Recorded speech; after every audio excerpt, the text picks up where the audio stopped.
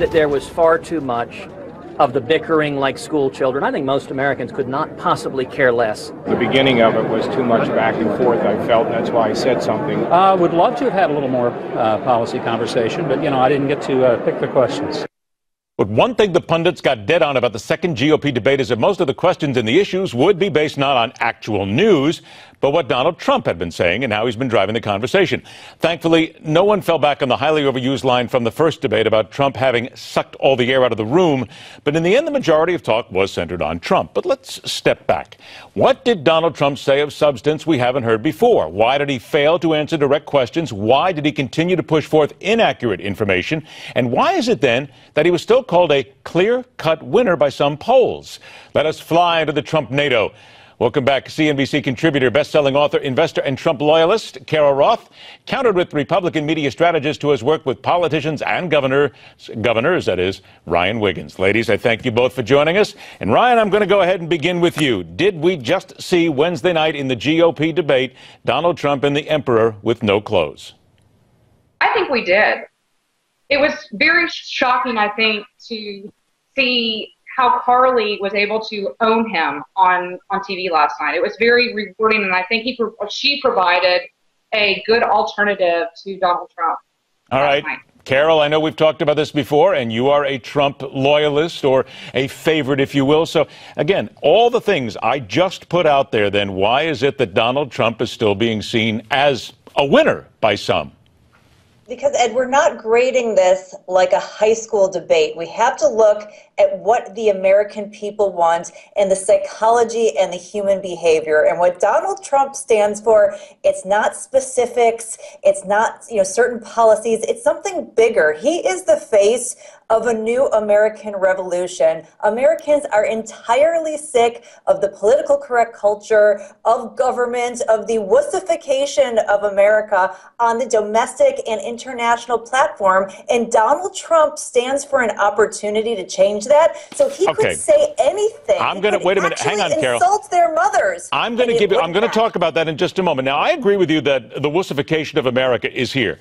But when you talk about we want more than specifics and policies, wait a minute. Carol, this is the guy, this is the woman, whomever, that is going to have their hand on the nuclear button that's going to be running this country. Aren't specifics and policies what we should be focused on to decide who's going to run America?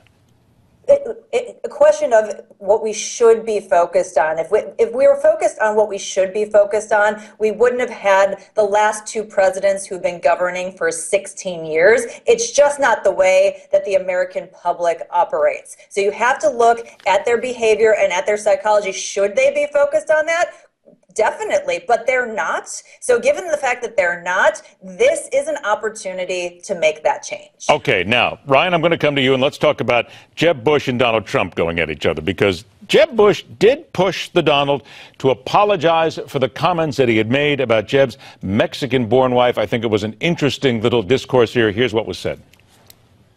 I hear your wife is a lovely woman. She is. I don't She's know fantastic. her, and this she is a total absolutely the love of my life, and she's right here. And why don't you apologize for her? No, I won't do that now. Because I said nothing wrong, but I do hear she's a lovely woman.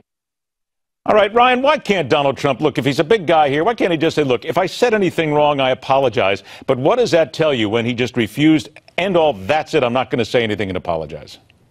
It tells me he's an egomaniacal masochist. And I think that America sees that. I think that Carl pointed that out last night.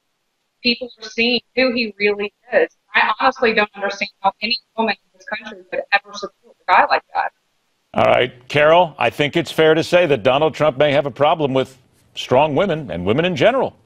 I absolutely disagree. I think, as I've said before, that Donald Trump will insult anybody that he feels is coming at him. He insults a lot of people. Is that something that we wish wasn't a character trait of Donald Trump? Probably. But the reality is that the negative facets that he has do not outweigh what he stands for, and that is the potential change for Americans and the change that they want. He's willing to say things forcefully. It means that sometimes people are going to be offended. And as a woman, I do not have a problem with that. All right, now let's talk about the woman's side of things. One of the biggest wins of the night had to be when Carly Fiorina was asked to respond to Donald's comments quoted in Rolling Stone magazine about her. This was a great exchange. I think women all over this country heard very clearly what Mr. Trump said.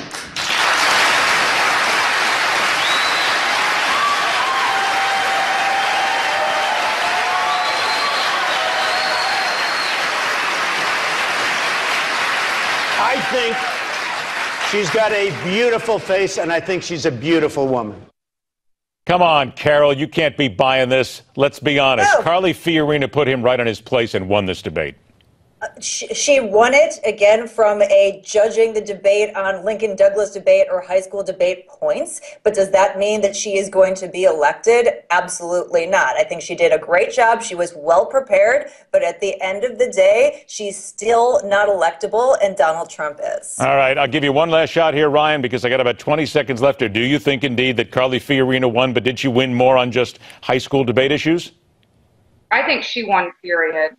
I don't think it had anything to do with high school debate points. I think that she won over America. I think she took advantage of an incredible opportunity, and people are looking at her differently today. She is the alternative to Trump, and she is a good alternative to Trump. I got to tell you, ladies, if we're going to see two people go at it down the line towards November, I think at this point we could probably get the most entertaining side of things if we saw Donald Trump and Carly Fiorina go at it. Although I got to be careful. I got to brush up on my high school debates because now Carol's got me thinking about that. Ryan Wiggins, Carol Roth, ladies, it's always a pleasure to have you both on the show. Thank you so much for your time. Now we keep talking all day about who won the debate. You tell us, and you have been telling us since Wednesday night, who won the CNN GOP debate. Here's your chance. Weigh in. We are still taking the numbers. And yes, last time we looked, Donald Trump was still winning on our poll. Newsmaxpolls.com. Do it. We'll talk about it. After the break, comments and quips about the Republican debate round 2 that slipped under the radar everywhere except right here, because this is The Hardline.